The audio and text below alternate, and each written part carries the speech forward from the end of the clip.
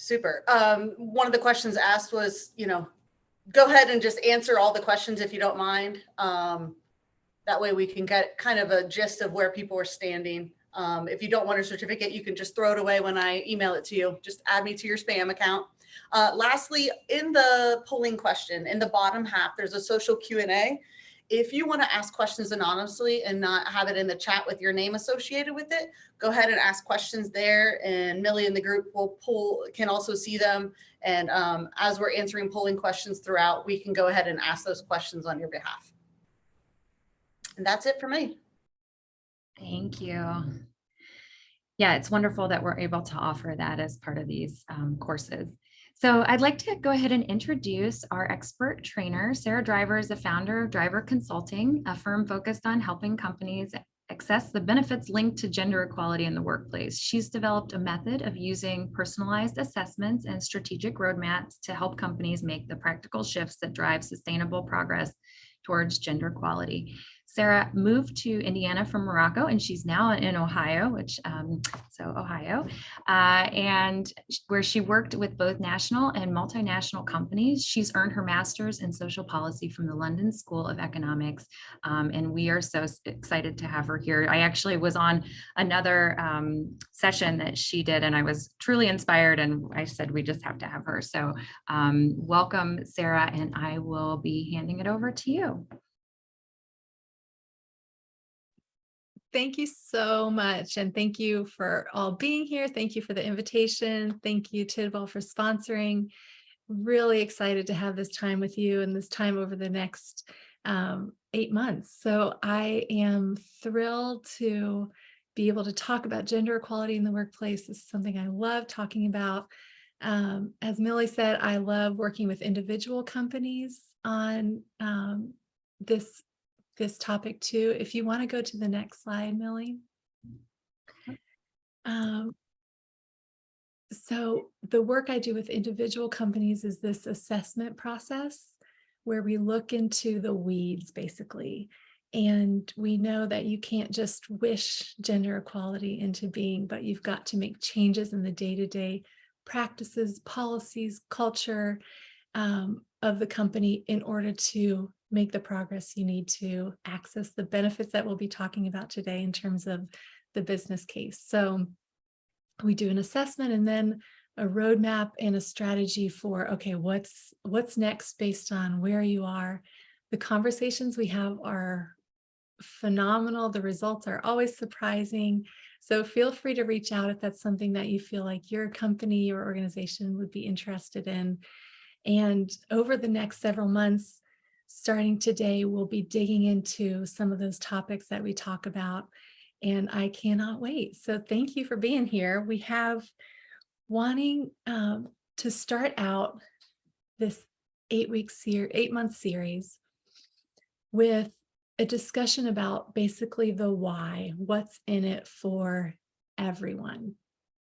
And I feel like that's a really important place to start because change is hard, and it's fair to let people know this is why, this is what you're going to get out of it. This is why it's important for the whole company.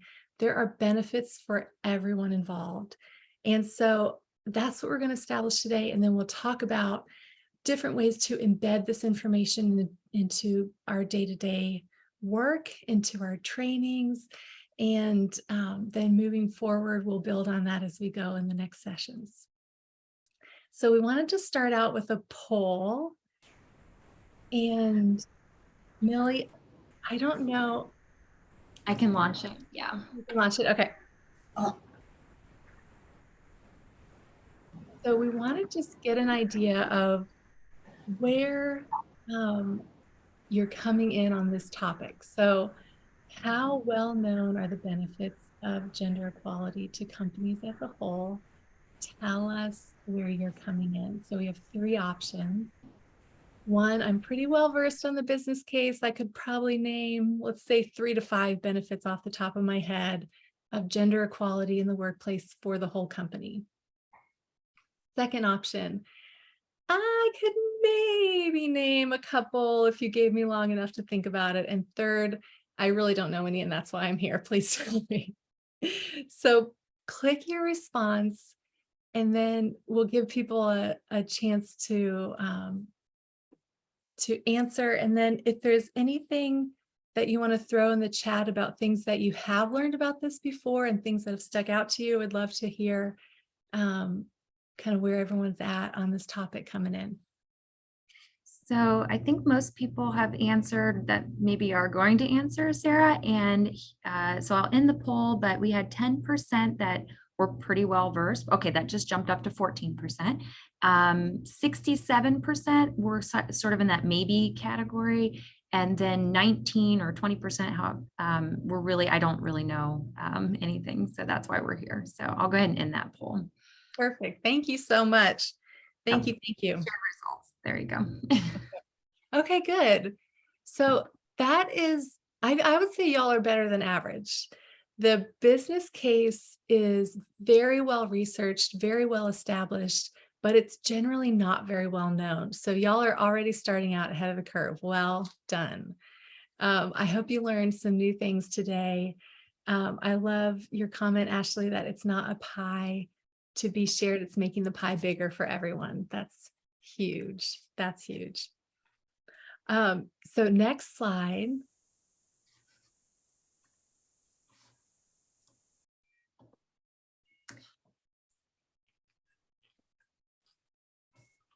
Jen, we have you pegged for poll CPE since we have like 7 of them, I believe you said. Okay, I went ahead and released the question, and just the speaker is going to have a few polling questions inside Zoom. If you want the certificate of attendance, I need you to answer it inside of the tidwell.cnf.io that's up on the screen. I'll try to kind of go corresponding. When she asks one, I can get one out there too, so we don't have to have too many pauses. Actually, Jen, we just had the one, so I. Okay. Oh, perfect. Okay. Thank you. Just so you guys know, the question was, is gender equality a benefit to businesses? And all 100% said yes. Good job, everybody. You're doing great. Wonderful. So here are some of those benefits, and we'll talk more about some of the detailed fields, but I wanted to give you some of the highlights. This is all data backed, research backed benefits. We're seeing benefits in terms of finances, productivity, profitability, retention, hiring, morale. They all get a boost from gender equality. And so you can see these kinds of benefits are not just for women, they're for the company as a whole. And so we really want to undermine the idea that if women are getting ahead, men are being left behind. That is not what happens when you improve gender equality.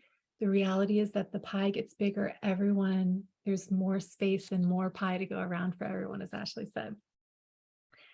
And if you work in an environment that has proactively addressed this topic, hopefully you've been seeing some of this: higher creativity, higher levels of innovation, improved productivity, a little happier, higher morale.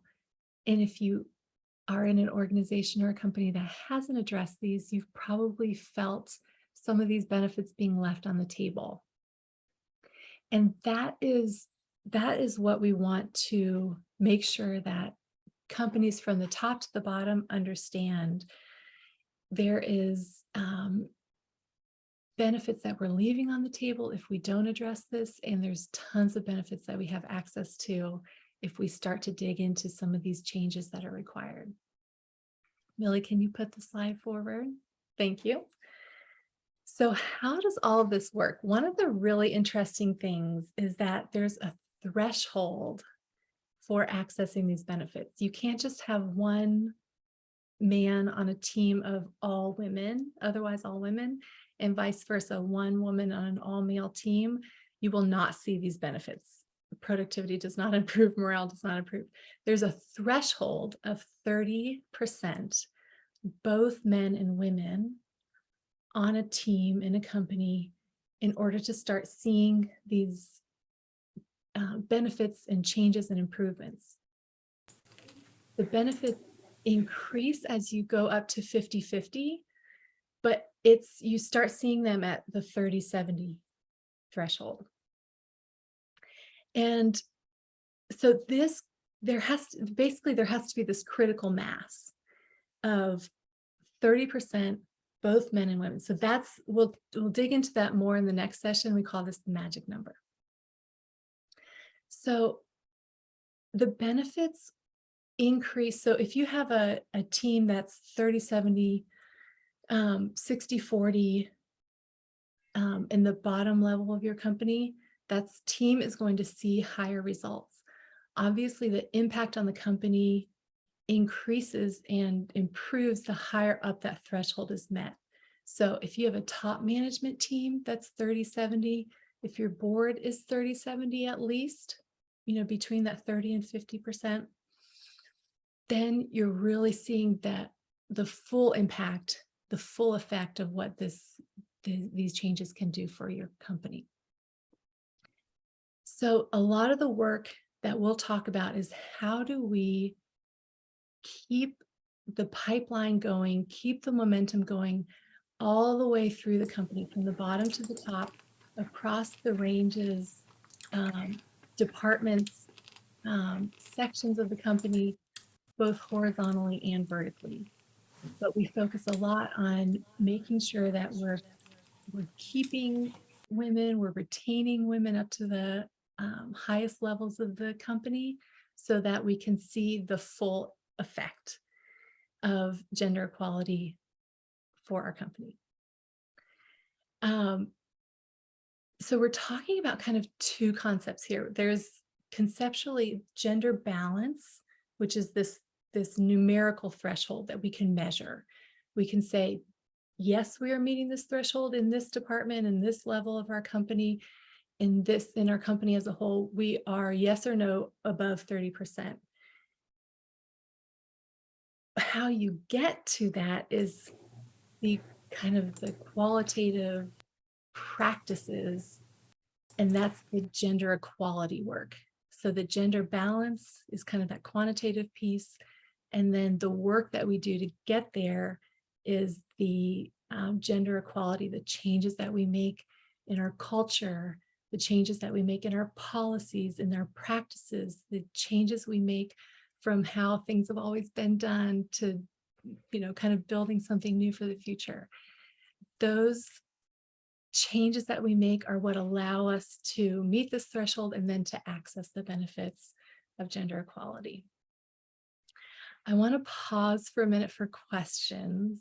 Are there any questions about that magic number? You can throw them in the chat, or just unmute yourself to flesh that out, or anything that's unclear, or questions you have, or ways that you've seen this in this dynamic in your own workplaces or organizations.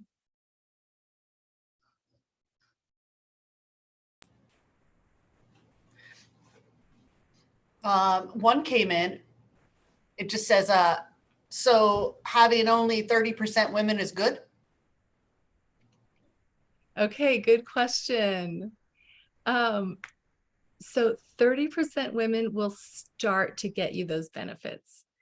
And so it's for the company as a whole, but also for each individual team. So if you have male dominant teams or female dominant teams, then that needs to be addressed too. Just 30% overall, but if women are all on this side of the company and men are all on this side of the company, you're not accessing those benefits. But the benefits start there. They increase as you go up. So 40, 60, 50, 50, that's where you're really, there's uneven number of people on teams. You're never going to be 50-50 for everything. But the higher you get towards that, the more benefits you'll see. How many companies accomplish that in top management? Ashley asked. That's a really good question too. Rough estimate. So I do not have the data in front of me, but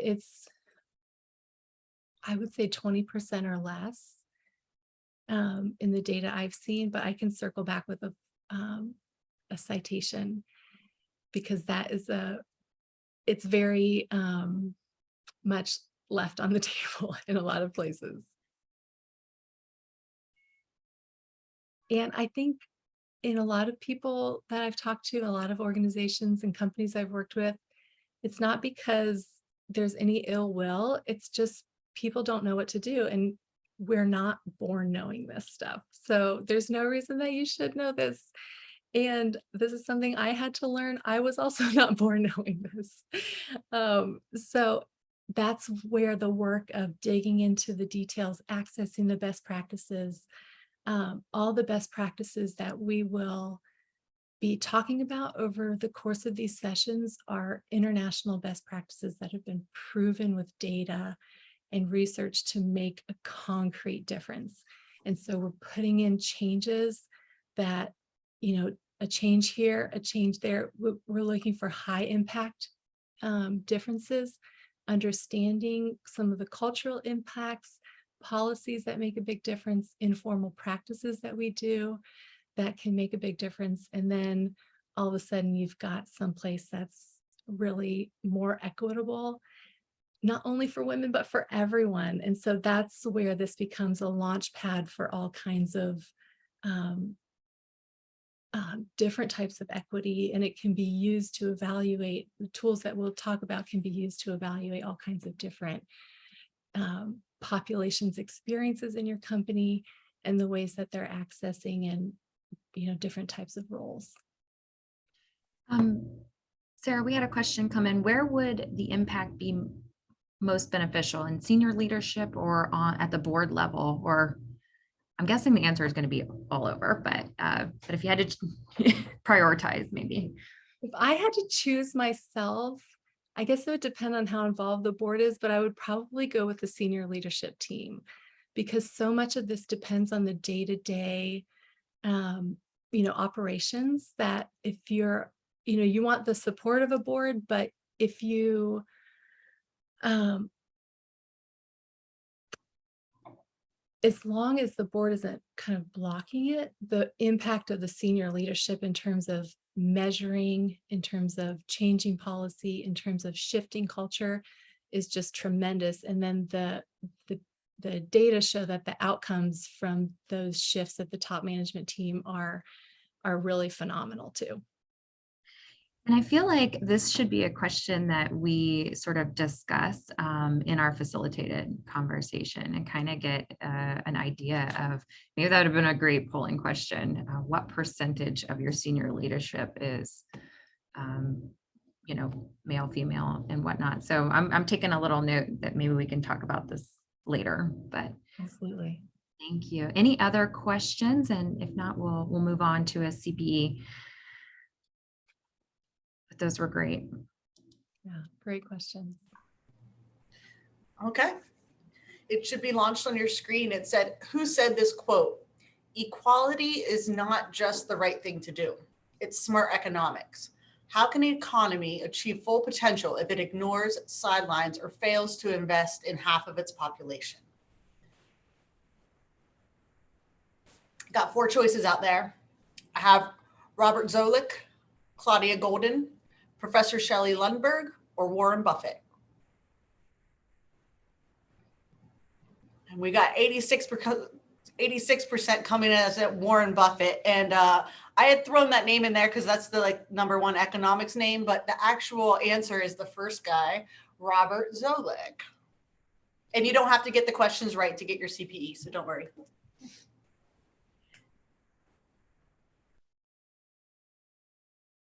Okay, so I want to just touch for a second on why this happens, why this threshold effect is in place, and then we'll go into kind of how we frame it, understanding all the benefits.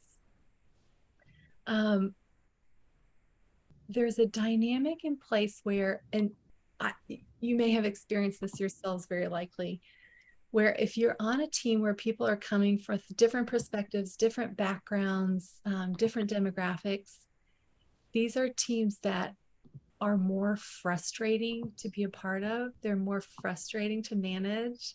And that's because there's more that has to be hashed out. There's less that's taken for granted. And so it's kind of annoying to have to explain what you think more when you feel like, oh, this is kind of obvious. But the reality is that when you're forced to articulate something, then it becomes clearer for your own mind, becomes clearer for the team. And then you can identify, oh, yeah, we do have this little gap in why I think that. And someone else can come in that has a different background and say, yeah, and I think this might be a way to. But that only happens when you have this critical mass of difference where people feel empowered to say, wait, why would we do it that way and not this way? And so those conversations are what drive the creativity, the innovation, the productivity.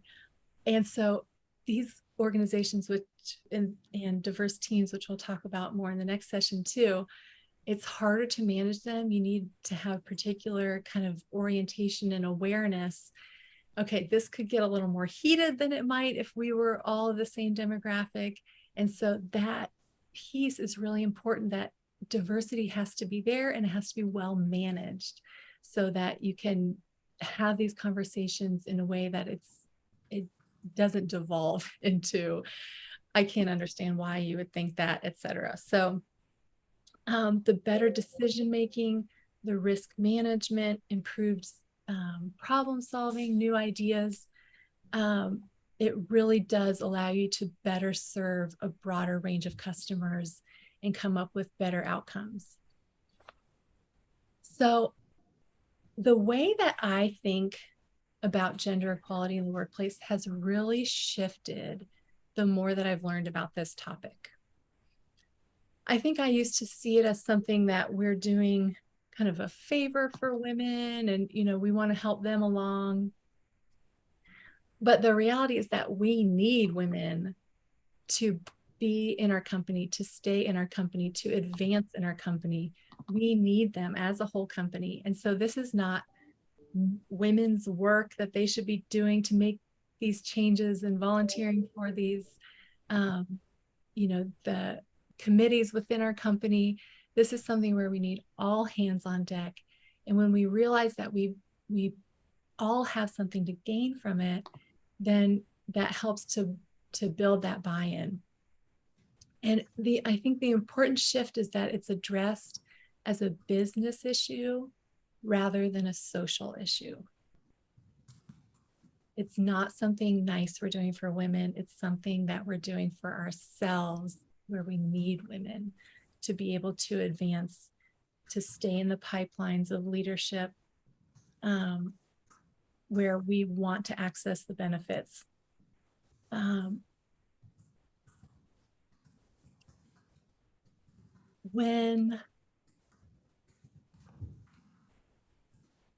For those of you who have heard about these things before, I'd love to hear, are you hearing about them in your current company? Is it something that you think there is this mindset like, you know, we all stand to gain from this, so we need to make the changes that are necessary? Are there conversations happening like that in your workplace? Or do you feel like it's largely being ignored and left on the table? I'll share. We actually have a client that we sent a presentation team to, and a person that received that presentation asked why the presentation team wasn't more diverse. So I think it's coming from all angles. I also know there's a large movement for people to pop open the website of like the top management, figure out who's the top management when you're on a phone call of the different companies that you're paying, like working with. So I think people are becoming a lot more aware is how that would be my answer to start the conversation. Thank you. I would piggyback off that a little bit, and not just gender diversity, but diversity in general. We're seeing it. So I work on CDFI on the lending side, and our federal grant applications are now looking for accountability, and they're looking at, you know, who's on your board, who's in your leadership, and you're having to actually report out on that kind of stuff as well. So kind of sort of what Ashley was saying as well.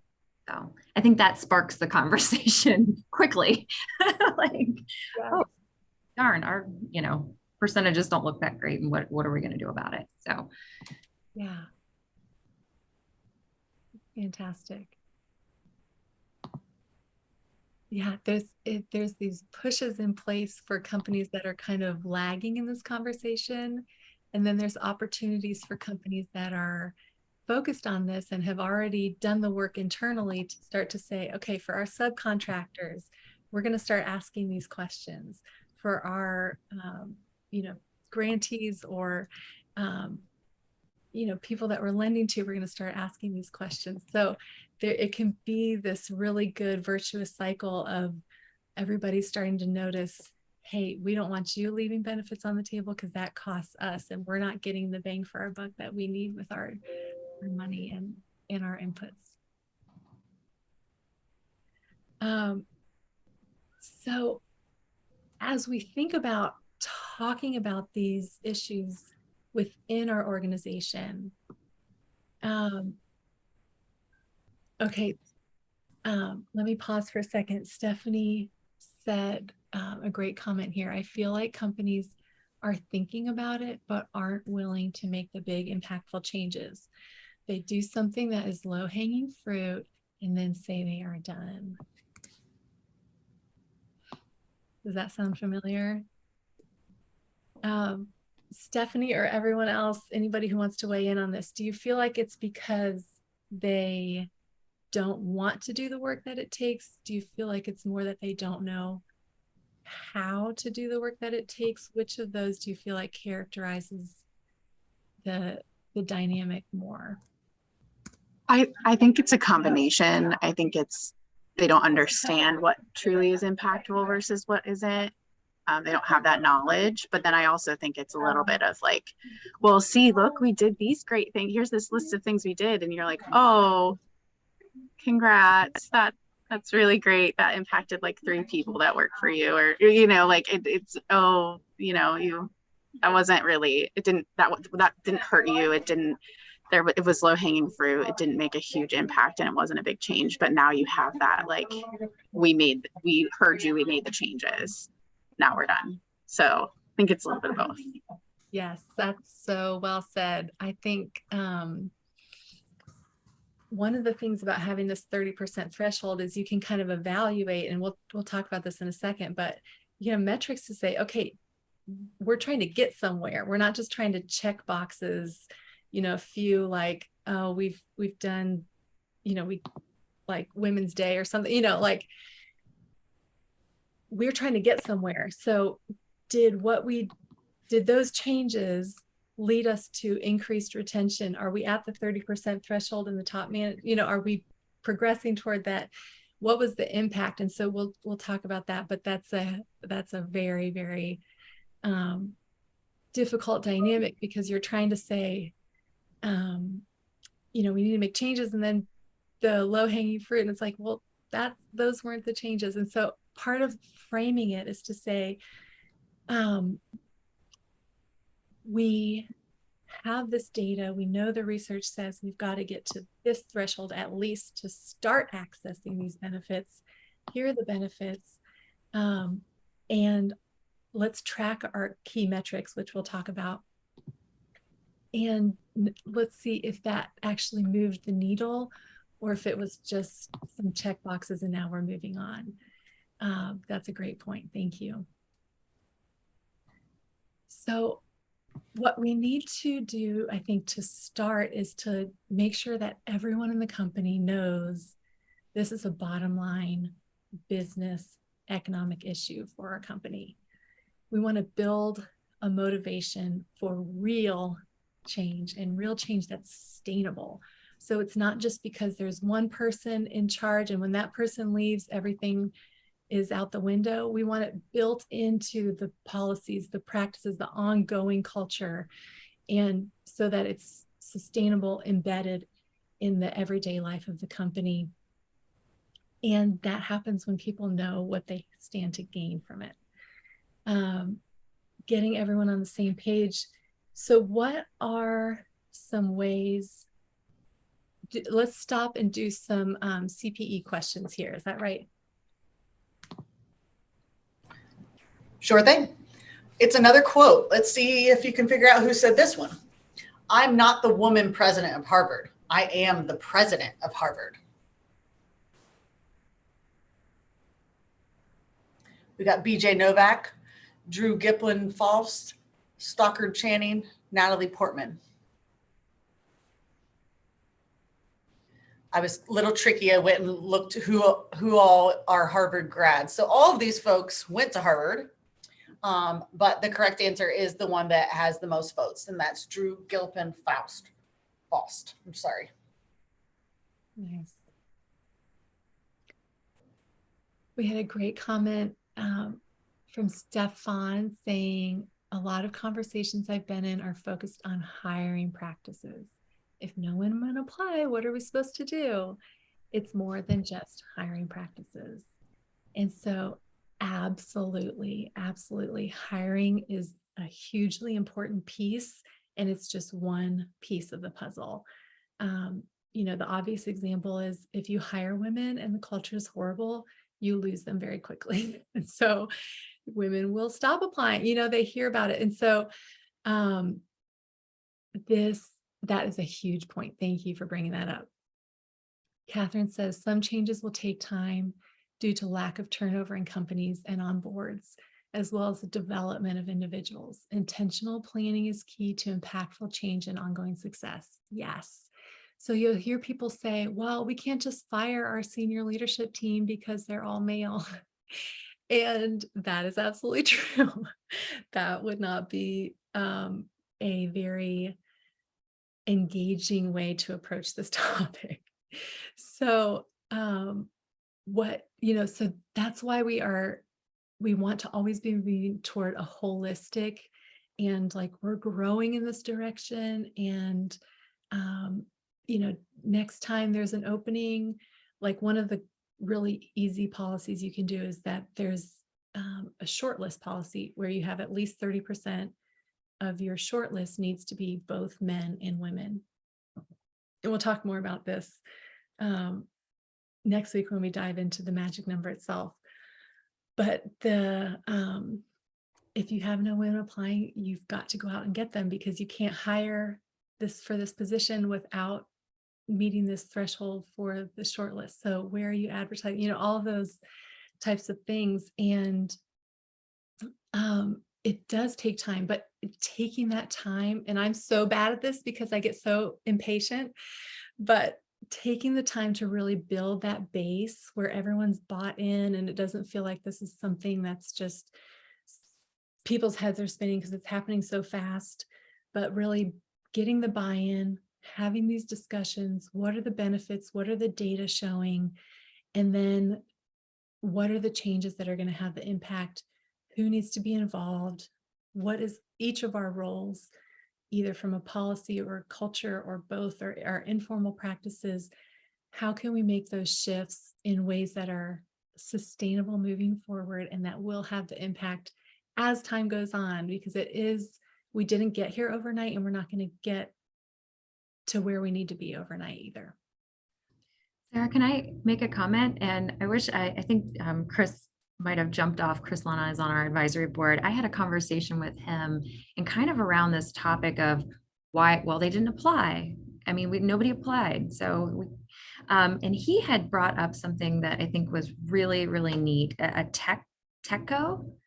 It's an AI, some sort of AI thing. And I wish he was on to explain this better, because I'm not giving it any credit here, but basically it makes sure that the job description itself was gender neutral. Sometimes you may not realize, from what I understood, you may not realize that you've already put in some, bias into just the job description itself. And so that might also be very limiting. And I know you have a lot of other things to cover on something like that, but I wanted to throw that out there as sort of an action item, like maybe look up this TECO, or I can get more information and send it out as part of that. If you're interested in knowing, are your job descriptions, if you're not getting the right candidates, maybe there's a reason why, beyond what you're saying as well. So Yes. that is a great example of a practical change that you can make that has huge impact on who even thinks of themselves as qualified for this position and who's applying based on that. That's a great example. Thank you.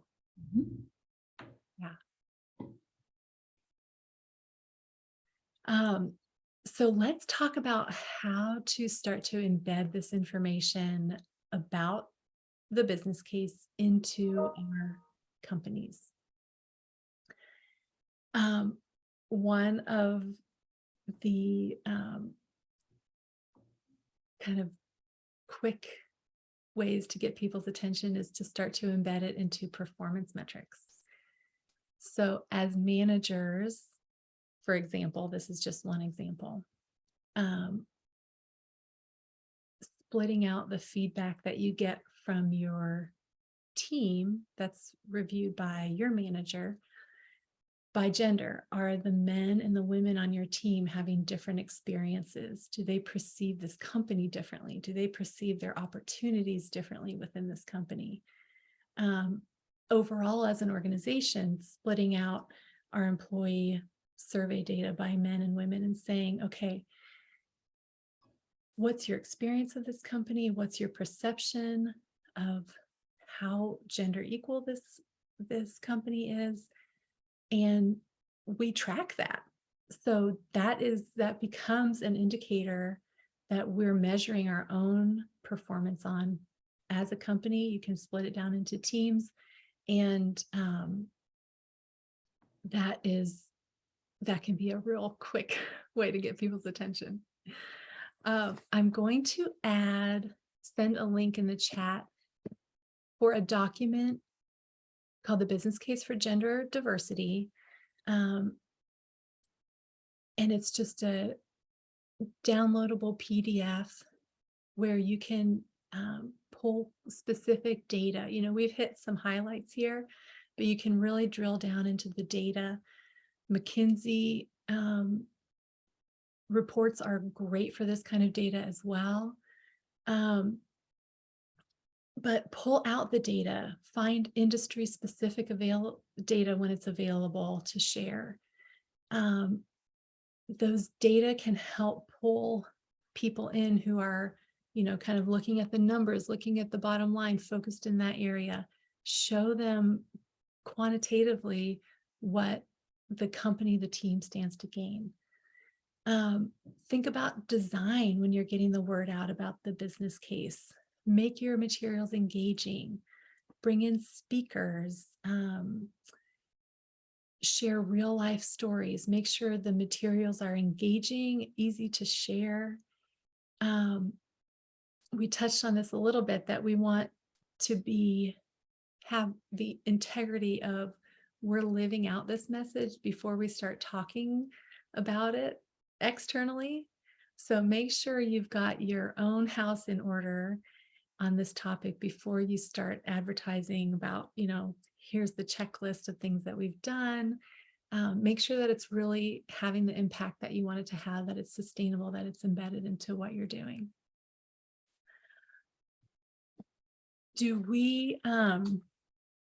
I think the next slide we'll start to look at some of the specific messaging platforms and channels that we could infuse this information into.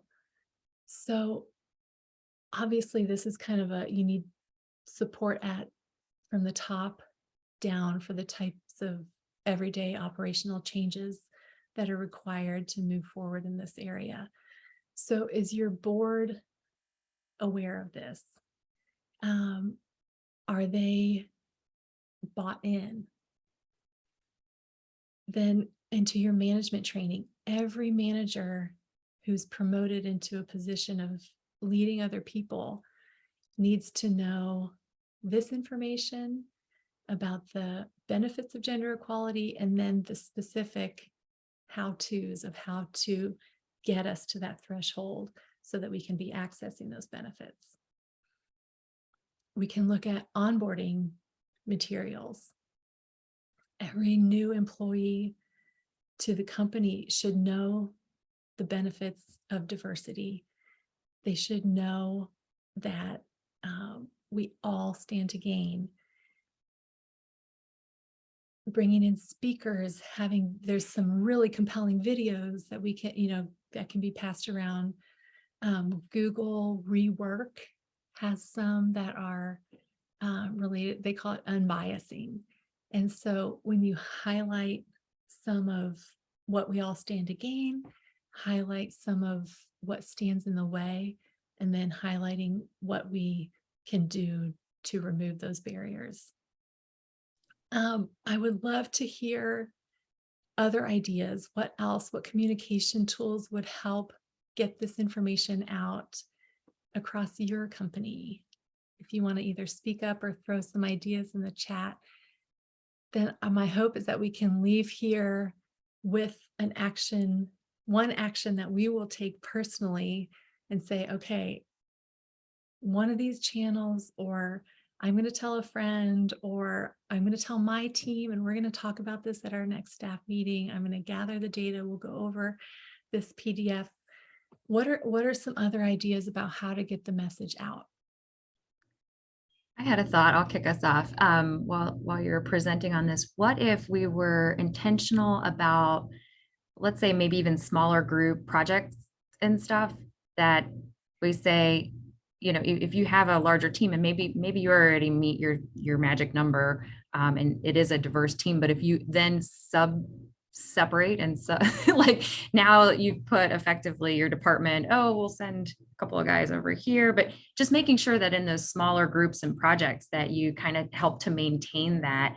I think that would be like a really easy way to go about it, or pairing up if maybe you have a development person, an assistant project manager or something, maybe it's a woman and a guy, or just however, I don't know, that thought just occurred to me as maybe a way to be intentional and sustainable, right? Because I love that. Yes, great example. What else comes to mind?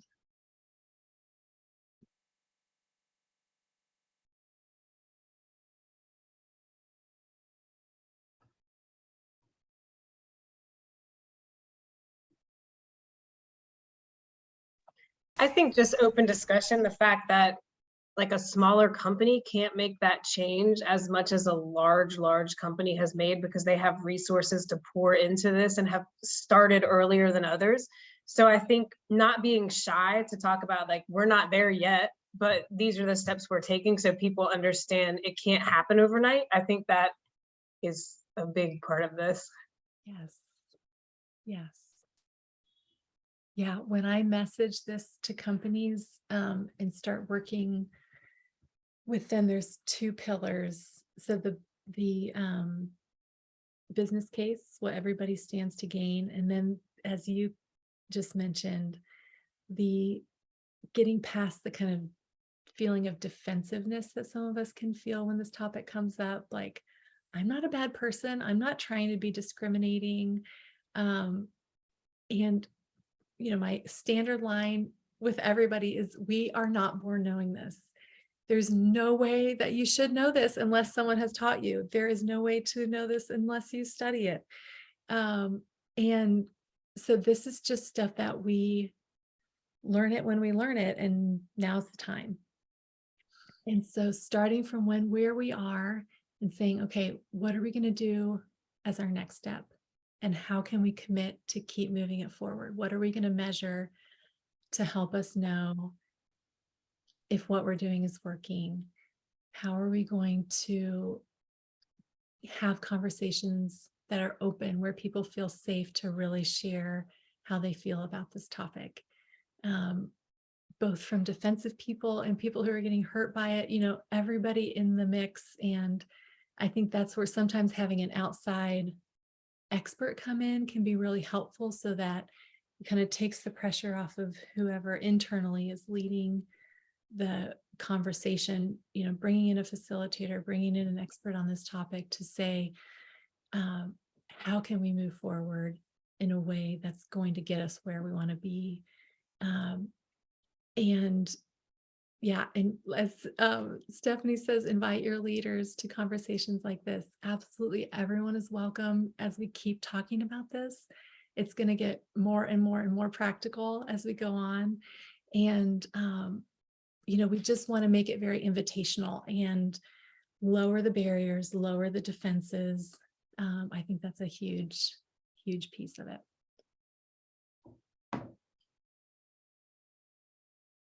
I think the thought that come to mind also was, when you know better, do better.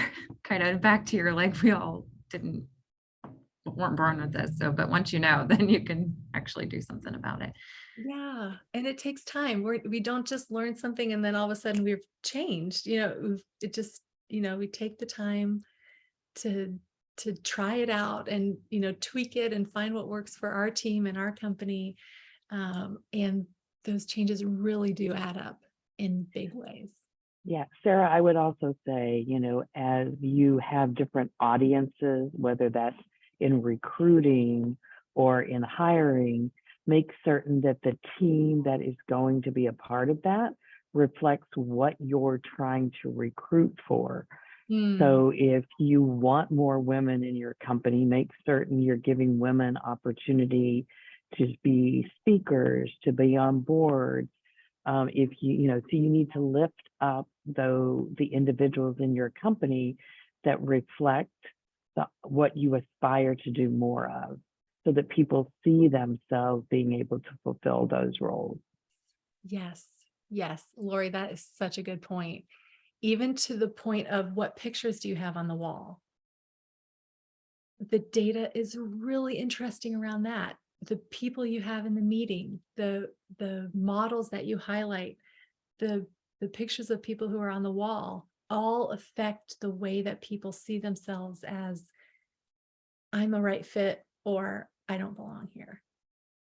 And so even, I was talking to a business school a couple of weeks ago who said, we just, even down to the high school, getting people into the university programs and then to the graduate programs to even graduate people who are on this track. So, and then it comes right back to that, Lori, of getting your women leaders into high school classrooms and, those kind of recruitment programs early on in the pipeline too. Yeah, thank you for that.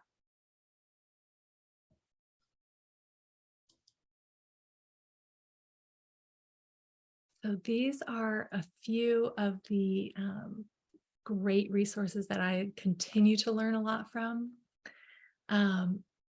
McKinsey & Company, I mentioned them. The Women in the Workplace Report series is phenomenal. Lead Like an Ally. Julie Kratz is a advocate for this topic based in Indianapolis, and she wrote a really accessible, readable book called Lead Like an Ally.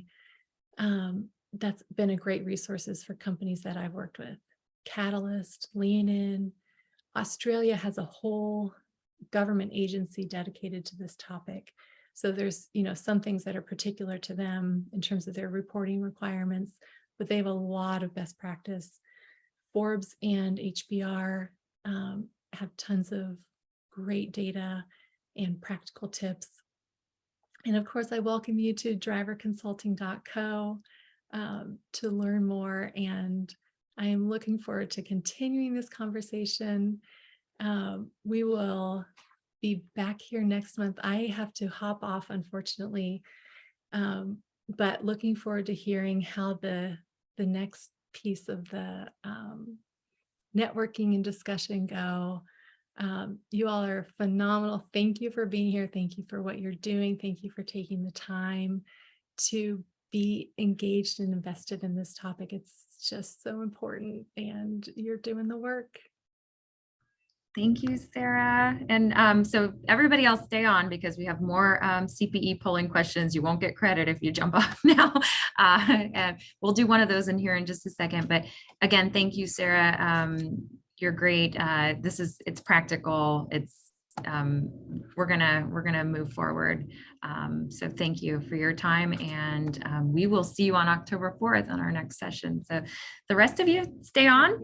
we're going to continue on, and I will make sure that this is posted on our website. So these resources become our website, the network portion. If you go to womensaffordablehousing.org, you can find a network up at the top, and then you'll jump over to our page specifically, and we'll make sure to kind of keep an ongoing list of resources. So feel free to send us stuff if you think of it or see it. So again, thank you, Sarah, and we'll see you soon.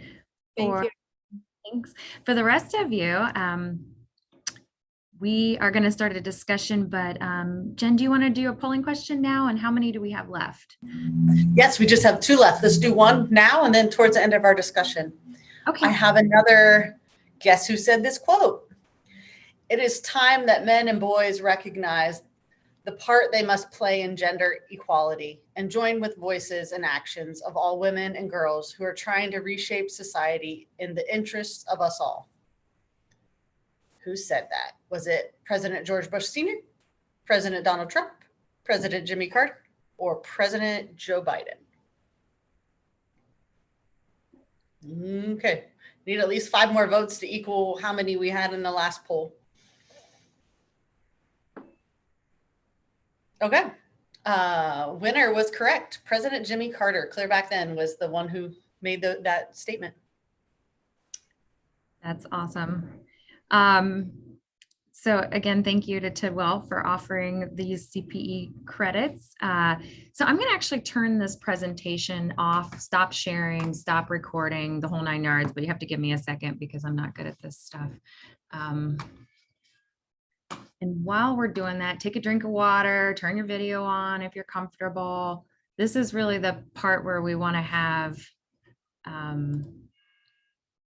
a conversation a little bit more in depth, maybe talk about some ideas, talk about what we just learned, talk about what we're going to do, and how we're going to be the ones to go back and champion this. Okay, got the presentation down. Let me stop recording.